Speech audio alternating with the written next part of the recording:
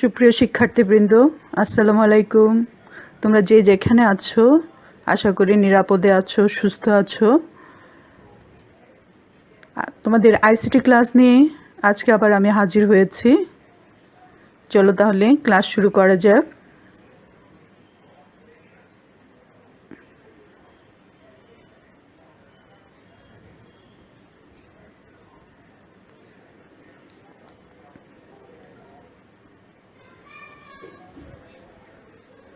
আজকের পাঠ পজিশনাল সংখ্যা পদ্ধতি। আজকে ক্লাস শেষে তোমরা যা জানতে পারবে, বিভিন্ন পজিশনাল সংখ্যা পদ্ধতিতে ক্রমিক সংখ্যাগুলো লিখতে পারবে। এখানে আমরা একটা চার্ট দেখতে পাচ্ছি যেখানে 0 থেকে 20 পর্যন্ত দশমিক সংখ্যাগুলোর সমমানের বাইনারি, অক্টাল, হেক্সাডেসিমাল সংখ্যাগুলো লেখা হয়েছে।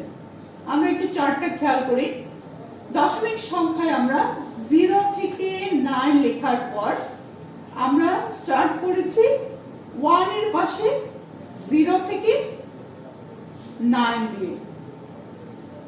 0 থেকে 9 মৌলিক অঙ্কগুলো লেখার পর আমরা আবার 1 এর পাশে 0, 1 এর পাশে 1, তার মানে 1 এর পাশে 0 থেকে 9 পর্যন্ত আমরা মৌলিক প্রতীকগুলো ব্যবহার করেছি। ঠিক একইভাবে পরবর্তী ডিজিটটি আমরা কি করব, এই 2 এর পাশে 0 থেকে 9 পর্যন্ত বসিয়ে যাব। তার মানে 20 থেকে 29 পর্যন্ত। তার পরবর্তী সংখ্যাটি কি হবে, 30 থেকে 39 পর্যন্ত।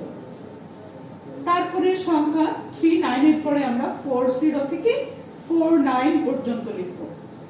এভাবে আমরা কি 9 এর পাশে 90 থেকে 99 পর্যন্ত আমরা লিখতে পারি। তার মানে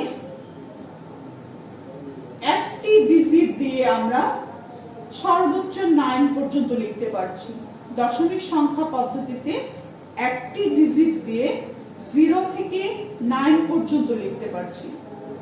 দুটো ডিজিট দিয়ে দশমিক সংখ্যা পদ্ধতিতে আমরা 9 পর্যন্ত লিখতে পারি। আবার বলছি, দশমিক সংখ্যা পদ্ধতিতে দুটো ডিজিট দিয়ে আমরা সর্বোচ্চ 9 পর্যন্ত লিখতে পারি। এবার আসি আমরা বাইনারি সংখ্যা। একই সিকোয়েন্স বাইনারি সংখ্যাতেও আমরা দেখতে পাই। মৌলিক ডিজিটগুলো আমরা লেখার পরে 0, 1 আমরা মৌলিক ডিজিটগুলো লিখেছি। তারপরে সংখ্যাটি হয় 1, 1 এর পাশে মৌলিক চিহ্ন প্রথম 0, তারপর 1 এর পাশে 1। তার মানে 1 এর পাশে আমরা মৌলিক চিহ্ন 0, 1 ব্যবহার করেছি। 0, 1 মৌলিক প্রতীক। তারপর আমরা যা লিখেছি 1 এর পাশে 0 বা বেসিক প্রতীক 0 এবং 1 এর পাশে বেসিক প্রতীক 1 ব্যবহার করেছি। তারপরে দেখো 1 এর পরে আমরা এখানে যেমন আমরা 1 এর পর 2 এর পাশে লিখেছিলাম 0 থেকে 9, এখানে আমরা 3 এর পাশে 0 থেকে 9 লিখেছি। ঠিক এখানেও 1 এর পর আমরা 1 এর পাশে 0 থেকে 1 বেসিক প্রতীকগুলো লিখেছি। এবার আমরা 10 এর পাশে 0, 10 এর পাশে 1 বেসিক প্রতীকগুলো লিখছি। ঠিক একইভাবে 10 এর পরে আছে 11, 11 এর পাশে 0, 11 এর পাশে 1 লিখেছি। 11 এর পরে আছে 100, তাহলে 100 এর পাশে 0, 100 এর পাশে আমরা 1 দিয়েছি। 100 এর পরে পাওয়া যাচ্ছে 101, তাহলে 101 এর পাশে 0, 101 এর পাশে 1 দিয়েছি। তাহলে প্রত্যেকটা পরপর যে সংখ্যাগুলো আছে তার পাশে আমরা সিরিয়ালে 0 আর 1 বসিয়ে যাচ্ছি। তাহলে 101 এর পর আছে 0, 101 এর পাশে আছে 1, 101 তারপর আছে 110, তাহলে 110 এর পাশে আমরা দেখতে পাচ্ছি 0, 110 এর পাশে 1, 110 এর পরে আছে কি 111, তিনটা 1 তার পাশে 0, তিনটা 1 তার পাশে 1। এভাবে আমরা ক্রমান্বয়ে সামনের দিকে এগিয়ে যাচ্ছি। এবার আসি আমরা অক্টাল সংখ্যায়। অক্টাল সংখ্যায় প্রথম মৌলিক প্রতীকগুলো আমরা লিখেছি 0 থেকে 7, তারপরে আমরা সেই একইভাবে 1 এর পাশে 0 থেকে 7 পর্যন্ত লিখেছি। তাহলে 1 এর পাশে 0 থেকে 7 মৌলিক প্রতীকগুলো লেখার পর আমরা লিখছি 2 এর পাশে 0 থেকে 7 পর্যন্ত। তাহলে দুটো ডিজিট দিয়ে আমরা সর্বোচ্চ 7 পর্যন্ত লিখতে পারি। আশা করি আমরা অক্টাল সংখ্যাটি বুঝতে পারছি। এবার আসি আমরা হেক্সাডেসিমেল সংখ্যা পদ্ধতিতে। হেক্সাডেসিমেলে আমরা মৌলিক প্রতীক দেখেছি 0 থেকে 9, তারপরে আমাদের ব্যবহার করতে হয় A, B, C, D, E, F, capital A থেকে F পর্যন্ত। তাহলে ক্যাপিটাল A থেকে F এই মৌলিক প্রতীকগুলো লেখার পর পরবর্তী ডিজিটটি আমাদেরকে লিখতে হয় এই 1 এর পাশে 0, একইভাবে ক্রমান্বয়ে 1 এর পাশে 1, 1 এর পাশে 2, এভাবে 1 এর পাশে F পর্যন্ত আমরা লিখব। তাহলে 1 এর পাশে F লেখার পর আমরা 2 এর পাশে 0 থেকে F পর্যন্ত লিখব। পরবর্তীতে আমরা 3 এর পাশে 0 থেকে F পর্যন্ত লিখব।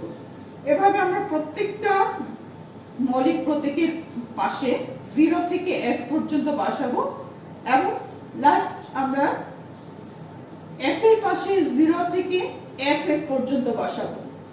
0 থেকে F পর্যন্ত বসানোর পর তার মানে F দিয়ে 2 অঙ্কের বৃহত্তম সংখ্যা হেক্সাডেসিমেল পদ্ধতিতে 2 অঙ্কের বৃহত্তম সংখ্যা আমরা দেখতে পাচ্ছি FF হবে। তাহলে FF এর পর পরবর্তী ডিজিট কি হবে 10, 10 এর পাশে 0, তার মানে 100। তাহলে আমরা আরেকটু লক্ষ্য করি চার্টের দিকে। প্রত্যেকটি সংখ্যা পদ্ধতিতে 0 দিয়ে শুরু হয়েছে, আর এক অঙ্কের বৃহত্তম সংখ্যা বা অঙ্ক ডেসিমেল সংখ্যা পদ্ধতিতে 9, বাইনারি সংখ্যা পদ্ধতিতে 1, অক্টাল সংখ্যা পদ্ধতিতে 7 এবং হেক্সাডেসিমেলে F। একইভাবে আমরা 2 অঙ্কের ছোট সংখ্যা 2 অঙ্কের সাহায্যে ক্ষুদ্রতম সংখ্যাটি হচ্ছে 1, 0, বাইনারিতেও 1, 0, অক্টালেও 1, 0, হেক্সাডেসিমেলেও 1, 0। 2 অঙ্কের ক্ষুদ্রতম সংখ্যা। 2 অঙ্কের বৃহত্তম সংখ্যা ডেসিমেলে কি হবে 9, 9, বাইনারিতে কি হবে 1, 1, এর বেশি লেখা যাবে না বা এর চেয়ে বড় সংখ্যা লেখা যাবে না, 1, 1 লাস্ট বা বৃহত্তম সংখ্যা 2 অঙ্কের। অক্টালে 7, 7 পর্যন্ত লেখা যাবে, 7, 7 এর বেশি লেখা যাবে না, 2 অঙ্ক দিয়ে 7, 7 পর্যন্ত লেখা যাবে। হেক্সাডেসিমেলে 2 অঙ্ক দিয়ে FF পর্যন্ত লেখা যাবে। তাহলে 2 অঙ্কের বৃহত্তম সংখ্যা হচ্ছে হেক্সাডেসিমেল পদ্ধতিতে FF। এখান থেকে আমাদের অনেকগুলো এমসিকিউ আসতে পারে। এমসিকিউ গুলো কেমন হতে পারে আমি একটু एग्जांपल দিচ্ছি।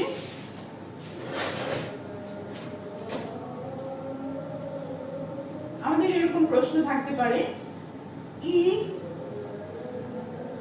F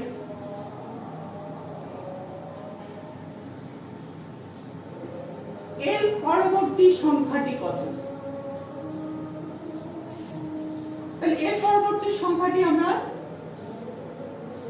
কি পাবো? F বৃহত্তম সংখ্যা লেখা হয়ে গেছে, তাহলে F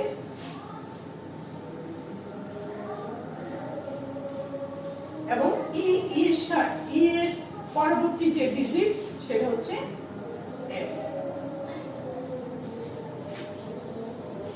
আবার যদি বলা হয় F এর পরবর্তী সংখ্যাটি কত, তাহলে F এর পরবর্তী ডিজিট আমরা জানি F এর পরে আর কোন বড় বা অঙ্ক মৌলিক প্রতীক নেই, তাহলে আমাদের আবার শুরু করতে হবে কি 0 থেকে।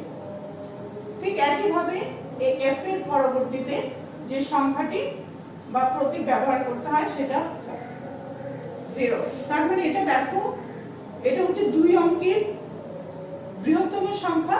2 অঙ্কের বৃহত্তম সংখ্যার পরেই 3 অঙ্কের ক্ষুদ্রতম সংখ্যা শুরু হয়, তাহলে 3 অঙ্কের ক্ষুদ্রতম সংখ্যা 100। তাহলে FF এর পরবর্তী সংখ্যাটি হচ্ছে 100। একইভাবে যদি আমাদের 77 দেওয়া থাকে অক্টাল সংখ্যা, যদি বলা হয় এর পরবর্তী ডিজিট কোনটি, একইভাবে এটা 2 অঙ্কের বৃহত্তম সংখ্যা হচ্ছে অক্টাল পদ্ধতিতে, তাহলে 3 অঙ্কের ক্ষুদ্রতম সংখ্যা হবে 100। অথবা প্রশ্নটা আমাদের এরকমও থাকতে পারে,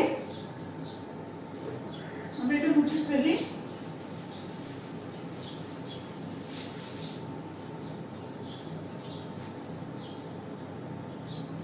F F F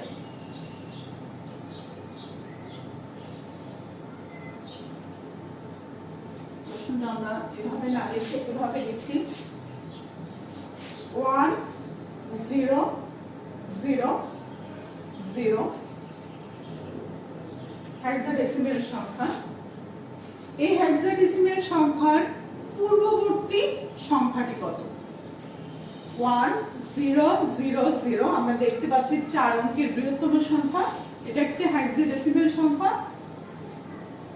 এই 4 অঙ্কের বৃহত্তম সংখ্যার আগেই থাকে 3 অঙ্কের, সরি এটা হচ্ছে 100, এটা হচ্ছে 4 অঙ্কের ক্ষুদ্রতম সংখ্যা।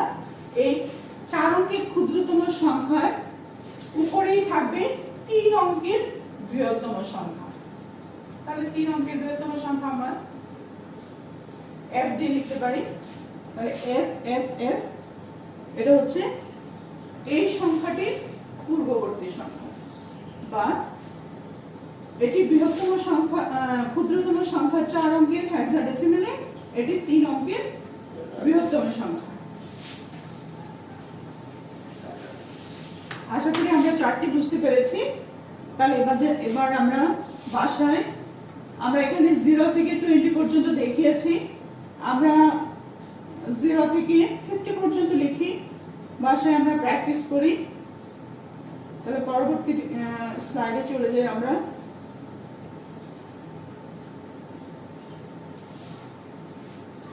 এখানে আমরা ডেসিমেল সংখ্যায় 0 থেকে 33 পর্যন্ত সংখ্যাগুলোর সমমানের বাইনারি, অক্টাল, হেক্সাডেসিমেল সংখ্যাগুলো লিখেছি, তোমরা তোমাদের খাতার সাথে মিলিয়ে নাও।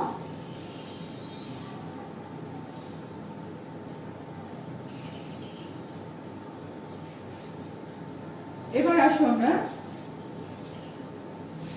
লজিক 0, লজিক 1 বলতে কি বুঝি, এটা আমাদের একটা প্রশ্ন আসে, 1 নম্বরের প্রশ্ন আসে, লজিক 0 ও লজিক 1 কি? আমরা জানি বাইনারি সংখ্যাগুলো